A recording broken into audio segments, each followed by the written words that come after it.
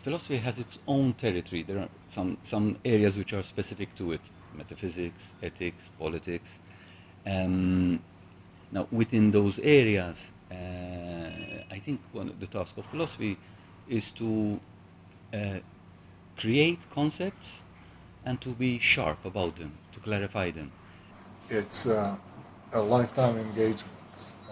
It can be defined as many things. You know, for me personally, it's not only a pursuit of truth or a pursuit of wisdom, but it's also something that defines myself.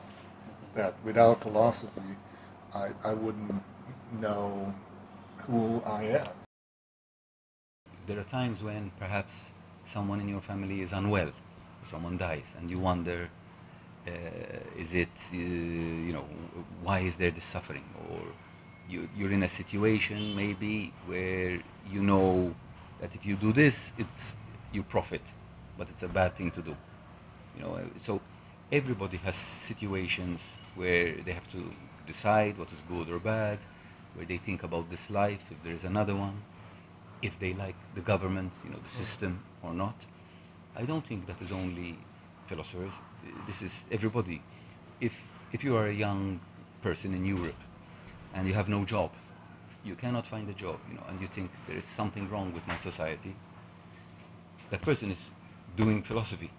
For an everyday person, the thing is, what is missing is reflection. People philosophize, so to speak, all the time. We all know that we always make value decisions. Yeah. So we always decide, one way or another, even when we're not conscious of this, when we value something over something else, that's already philosophy. Whether we value money or time or happiness or prosperity or pleasure or whatever else we value, we're always deliberating, so to speak. So there's always a form of slavery towards everyday life. So maybe the best thinkers are those that work and think about what they're doing. By being in contact with real objects, you can have real thoughts and real ideas. Money buys things that might make you think that you are happy. If you have, because it's a question of being conditioned, it's a process. Meaning, if I believe that happiness is owning this spoon, so I will dedicate my life towards owning the spoon. The thing is, the moment I own the spoon, then ask me if I'm happy. Many times we grow up in an environment that guides us towards things that are futile. Mm-hmm. And so it's very important to be aware that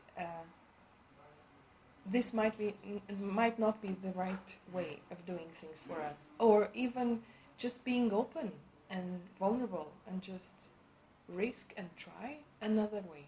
There's a point in which you just think that maybe we're not going anywhere. I mean, life is pointless. So from the moment you understand that there is no reason why things happen, I mean, even if there is, you don't know it. You're not going to understand. So you can choose making other people happy with you, being a good son, a good wife, a good whatever, or just trying to find out what is the thing that makes you happy. So happy people are happy neighbors. Socrates said, know thyself. You have to stop and you have to reflect all the time. So that's a relatively easy lesson to teach. And then, it's like the Stoics said, two things in life that every person encounters all the time. It's the things that you can change and the things that you cannot change. So it takes a lot of wisdom to see the difference, to understand, okay, and the set of things that you cannot change is much larger than the set of things that you can. So among the things that you can change is the first thing is yourself. You can change how you react to the things that you cannot change. I do not think one should be entirely free. The freedom that we perceive Fre- it as, freedom is like no, not the political freedom, but the ultimate freedom to the do ultimate. whatever you like. The ultimate freedom is very dangerous. When it comes to freedom of ideas, you can say anything, even if it's ugly, nasty. And I think I agree with this. However, you're not free to do whatever you like. I'm not free to punch people who disagree with me. But I think when it comes to ideas, even if they're, sometimes you hear people saying things which are very unpleasant, maybe about other groups. As long as it's, and nowadays there is a movement to try and censor these people. There is a debate. There are some who say that's worse. If you repress what they want to say, even if it's ugly, it will find other ways of expressing itself. On the other hand, I can understand that, you could say certain things, and other people might interpret them badly. You might be interpreted as inciting violence. If I imagine in my country, I say, this particular people from this town are all bad, and I shout, and then some might go and attack them. So, the problem is where you find the border, where you say, The fine line. the fine line. That's because you can tell where if a person is left or right, but and then that line, that's where you have to say, now you stop here. That's the difficult part. That's where philosophers might help a bit. The thing is not the freedom you have, but the illusion of freedom. Because eventually, we are all slaves of work. Maybe it's not one specific human being, maybe it's a system. The fact that you actually believe that you have freedom. It was not until, if you check the dates that women had access to the voting, had the right to vote, you will see that many countries that are of the Muslim faith, they actually legalized this system before other countries. Switzerland was one of the last ones in the 20th century. This is incredible, and they are a society that is supposed to be. So this is again, it's an illusion. Women have a lot of things to say, but usually they do not have the space to provide knowledge. They might, because historically speaking, the access women have to the public sphere is quite limited. To consider the other as a citizen, eventually, and this is the most ridiculous thing that one might say, but it is true, one has the right to vote because one has the right to hold a weapon. So it comes from there. And no matter how many times they will say that you can, you are educated, okay, or understand things more or less. It all has to do with holding the gun. Check what happened with the French Revolution. Women were fighting, but when they were not given weapons, they were fighting with tools. Because although they were in the same level, because they were fighting for freedom, whatever, and they were the ones that were suffering directly because it was a crisis connected with bread, they were not recognized as being equal. So we have the whole entire history of difficulty accessing space. Today, it doesn't happen. I still have the impression that it is hard to be a woman and being in the public space, public sphere.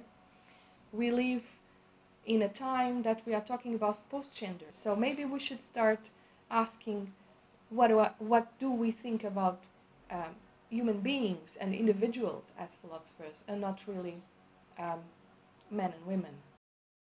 Faith is something you live. It's something that's part of your life. So it's not something external, but internal. So I think if someone from the outside tells you you must believe, then I don't think they will say yes, as has happened many times when countries conquered other countries. They say yes, and in private they continue practicing their religion, or in their hearts they continue.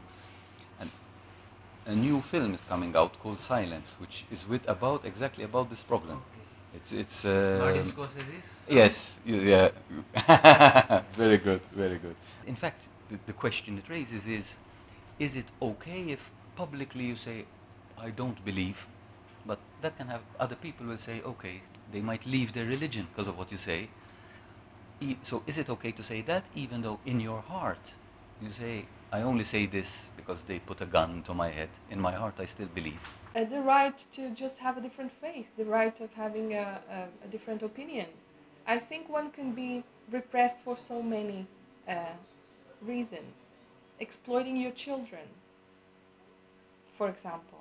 So the biggest crisis we're having right now, I think, is towards older people. This is the group that is suffering a lot.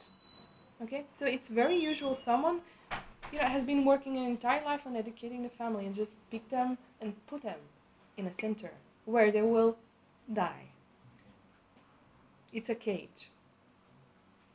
So this is the respect towards older people. Do you think that has to do with the culture of the society, or is it much more of individual choice then? I think it has to do with the environment. Okay. It gives you the impression that you can do it. Everybody is doing it, so I'll do it. So we are ashamed of becoming decadent, weak. Anything that is not young and beautiful and has to be hide. We are using creams and makeup and whatever to look better and younger. And this is, unfortunately, I don't remember the name, but beauty is not static. Beauty has to do with movement. So if you just stand still, you might give the impression that you don't have any problems with your skin or whatever. But once you move, then you talk, then you see what is actually inside the other one. And beauty is something that comes. We are not making hardware that can last. When buying is connected with being happy, believe me, this is a communication expert, I can convince you that happiness comes from having whatever. But capitalism is a very interesting thing. It can absorb everything. It can sell itself. And again, because we grow up in a certain environment, to get out of that, to do your own personal revolution, it's very hard. In the past 50 years, the idea that you could change society through violent revolution, it didn't seem to work. It was tried in many countries and rarely did it work. In Europe, because that's the experience I can speak of, there were the Red Brigades, the Baader-Meinhof, the Action Direct. They were urban guerrillas. None of them exist anymore, because the only thing it did was it gave the state more power, because they said, look, there are these people, so they spent more money on guns, more soldiers. So really, after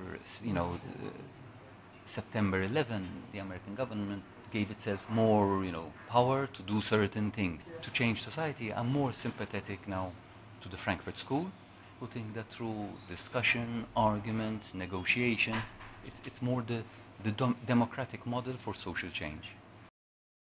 Performing philosophy really means it's the question, what do philosophers do? Okay. What they traditionally do, what should they do, and what is it that they're likely going to be doing in the future. Intellectual honesty, especially in today's world where it's, everyone now talks about post-truth. Truth doesn't matter. Yeah.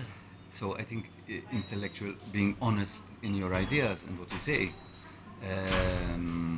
is important, a virtue, an intellectual virtue. And I think, if you're clear about your ideas, you can communicate them to people, and you can, suggest to them. We don't live in an age where you can force people what to do, but you can suggest to them better ways of looking at a problem, different ways. Sometimes people are stuck in a situation and they can't see a way out. And maybe a philosopher can help a person find their way.